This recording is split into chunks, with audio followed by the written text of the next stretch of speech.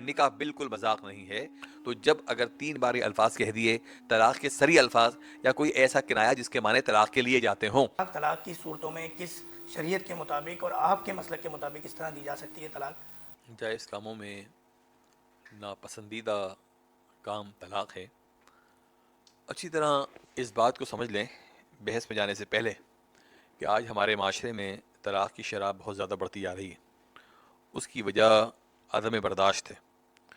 یہ نوعیت کیوں آتی ہے، یہ نوبت کیوں آتی ہے کہ لوگ پہلے طلاق کے الفاظ اپنی زبان سے نکال دیتے ہیں اور اس کے بعد جا کر پھر مختلف علماء سے رجوع کرتے ہیں کہ کوئی ایسی صورت بتا دیجئے کہ میری منکوحہ جو میرے عقد سے نکل جانے کا فتویٰ آ گیا اس کے لیے کوئی جواز کا راستہ بنا دیے۔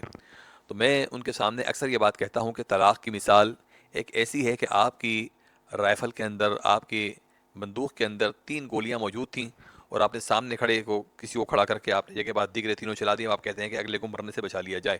تو سب سے پہلے تو یہ سمجھ لیں ناظرین و سامعین کہ اپنے ذہنوں کو بالکل آسودہ کر لیجئے، صاف کر لیجئے۔ اللہ رب العزت نے جو آپ کے لیے آپ کی جائز، آپ کی طیب بیوی رکھی ہے یا بیویاں رکھی ہیں، ان کے حقوق کو سمجھیے، پہلی بات۔ دوسری بات یہ ہے کہ جب طلاق کا جو بہترین طریقہ ہے کہ جب آپ سمجھ لیں کہ ہمارا باہمی نباہ نہیں ہو سکتا، میاں بیوی جان لیں اس بات کو، تو طریقہ یہ ہے کہ حالت طہر میں، باقی کے ایام میں ایک مرتبہ طلاق کے الفاظ ادا کر دیے جائیں اور اس کے بعد پھر انتظار کیا جائے کہ اگر اختلاف کا مسئلہ دور ہو جاتا ہے یا اگر ایسا راستہ نکل آتا ہے کہ پھر نباہ ہو سکتا ہے تو نباہ ہو جائے۔ اگر وہ سمجھ لیتا ہے مرد یا مرد و خاتون دونوں کہ اب کوئی نباہ کا راستہ نہیں نکل سکتا، تو پھر اگلے طہر میں ایک بار لفظ طلاق دی جائے،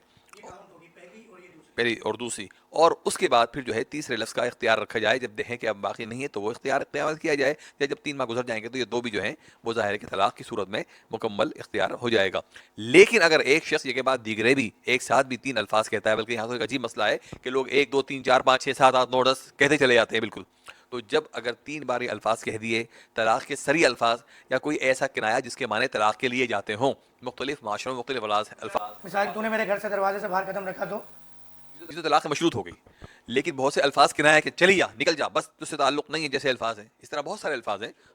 جی ہاں، تو جب آپ طلاق کی نیت سے الفاظ کہہ رہے ہیں اور حالات ایسے پیدا ہیں کہ دونوں میں اختلاف رائے ہوا ہے، جھگڑا ہوا ہے، مار پیٹ ہوئی ہے یا اور کوئی ایسی نوعیت ہے، تو وہ نکل جا کا مقصد کیا ہے؟ نکل جا کا مقصد یہ تو نہیں ہے کہ میں نے تیرے لیے پڑوس میں فلیٹ لے کر رکھ دیا ہے یا جا چلیے باغ میں گھومنے پھر کے واپس آ جانا۔ تو وہ دیکھا جائے گا کہ اس وقت نوعیت کیا ہے، کیفیت کیا ہے، ایک بات۔ دوسری بات جو آپ کہہ رہے تھے کہ